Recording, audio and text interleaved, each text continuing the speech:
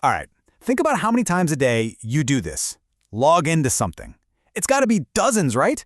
But have you ever stopped to wonder what actually happens in that split second after you hit enter? Well, today, we're going to pull back the curtain on the invisible security dance that keeps your entire digital life safe. I mean, just think about it. Your email, your bank account, all your social media, everything has that same front door, right? That little login box. It's basically the one key that unlocks your whole digital world. So you type in your super secret password, you hit enter, and then what? Like, where does that password even go? How does the app magically know it's you and not someone else? And maybe the most important question of all, how is it kept safe from prying eyes? Well, that's exactly the mystery we're going to crack open right now. Okay, so let's start with the absolute worst-case scenario. This is like the #1 rule of what not to do in security. The cardinal sin, really. And that is storing a password as plain, simple, readable text. Just look at the difference here. On the one hand, you've got plain text. If a hacker breaks in, boom, they see it all. Your username, right there, next to your actual password. It's basically the digital version of your bank writing your PIN on a sticky note and leaving it on the front counter for everyone to see. It is an absolute disaster waiting to happen. Seriously, it's just like leaving your front door wide open with a sign that says, "Come on in." This isn't just, bad practice. It is a complete and total failure of security. So clearly, there has to be a much, much better way to handle this. And that better way is called password hashing. Now, I want you to think of this as a super clever, high-tech security tool that's kind of like a digital blender for your password. Okay, so what is hashing? At its core, it's a one-way cryptographic process. It takes your password, runs it through a super complex mathematical function, and then spits out this totally unique, scrambled up string of characters. We call that a hash. And the blender analogy? It's perfect. Imagine you toss a strawberry into a blender. You get a smoothie, right? But there is no way, absolutely no way, you can turn that smoothie back into the original strawberry. It's a one-way trip. That's exactly how hashing works. So here's how it works in practice. Step 1, you type in your password. Step 2, it immediately gets fed into that hashing algorithm, our digital blender. Step 3, out comes a unique scrambled hash. And step 4, and this is the most important part, only that scrambled hash gets stored in the database. Your original password, it's never ever saved anywhere. And that right there is the magic of hashing. It is a one-way street. So even if a hacker manages to steal the entire database, all they're going to find is a bunch of scrambled, totally useless data. They can't reverse it to figure out your password.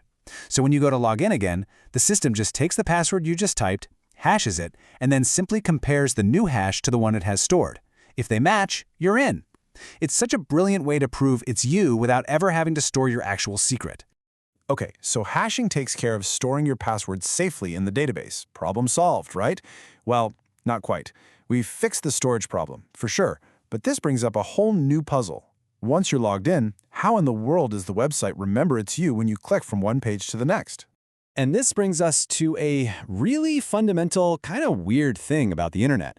By its very design, the web is what we call stateless, which is just a fancy way of saying it has a terrible memory. No, I'm serious. Every single time you click a link or refresh the page, the server completely forgets who you are. To the server, it's like you're a total stranger all over again.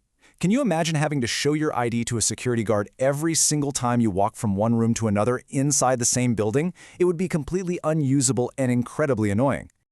So, how do we solve this massive amnesia problem? Well, the answer is a really elegant piece of tech called an authentication token. The best way to think about it is like your own personal, temporary, digital VIP pass for your browsing session. Let's stick with that VIP pass idea. Think about a wristband you get at a concert or a festival. You show your main ticket just once, at the front gate, right? They verify it's real, and then they snap a wristband on you. For the rest of the night, you don't need your ticket anymore. You just flash your wristband to get into different areas. An access token works in the exact same way for a website. So here's how that whole token exchange goes down. First, you log in with your username and password, just like normal.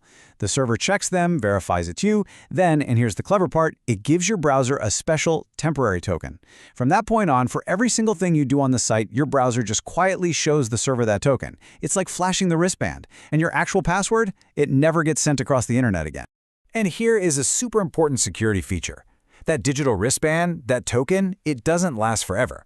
In fact, most of them have a really short lifespan, a lot of times just 15 minutes. And that's totally on purpose. It's like a built-in self-destruct timer. It means that if a hacker somehow managed to steal your token, it would be useless to them in just a few minutes. It expires, becomes worthless, and they'd be forced to try and log in with the real password, which, as we know, is safely hashed. So let's just zoom out and put all these pieces together. You have these two amazing systems, hashing and tokens, and they're working together, side by side, kind of like the invisible guardians for all of our online accounts. You've really got two different types of protection for two different situations. Password hashing gives you security at rest. It's what protects your password when it's just sitting there, locked away in the database vault. Then you have access tokens, which give you security in motion. They're what keep you safe while you're actually using the site. So one guardian protects the vault, and the other one protects you as you're walking around the halls. And that, right there, is why all of this matters so much. This whole complex, totally invisible dance of hashing and verifying and exchanging tokens, that is what lets us have the smooth, seamless online experience we all take for granted. It's this incredibly clever engineering that happens behind the scenes to keep our most important secrets safe while also just making the web, work. It's a system that works, and it works brilliantly.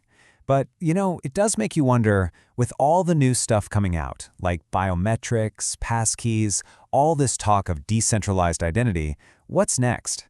Is it possible we won't even need passwords in 10 years? That is a question for the future.